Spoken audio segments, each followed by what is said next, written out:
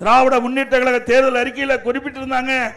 இன்றைக்கு கட்டுமான பொருட்கள் உயர்கின்ற பொழுது அதை அத்தியாவசிய பட்டியலே சேர்க்கப்பட்டு விலை குறைப்பதற்குண்டான நடவடிக்கை எடுக்கப்படும் என்று திமுக தேர்தல் அறிக்கையிலேயே 2021 வெளியிட்டாங்க.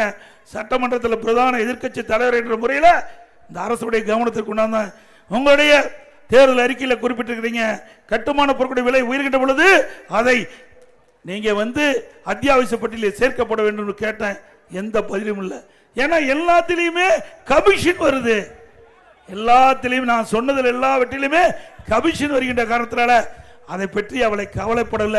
திமுக ஆட்சி வரைக்கும் யாரும் வீடும் கட்ட முடியாது, கடையும் கட்ட முடியாது, அந்த எண்ணமும் நம்முடைய மனதில் வராது. நீங்க வீடு கட்டணும்னா கனவுல கட்டி மகிழ்ந்துக்கலாம், வேற நிஜத்தில் கட்டவே முடியாது. கட்ட முடியுமா? ஒரு 5 ஆண்டில் இவ்வளவு விலை உயர்ந்திருக்குது. ஒரே ஒரு ஆட்சி பொறுப்பட்டு 4 வருடம், 4 வருடத்தில் கட்டுமான பொருட்களுடைய விலை அசுரமா வளர்ந்திருக்குது. அவை இப்படிப்பட்ட ஆட்சி தொடர வேண்டுமா?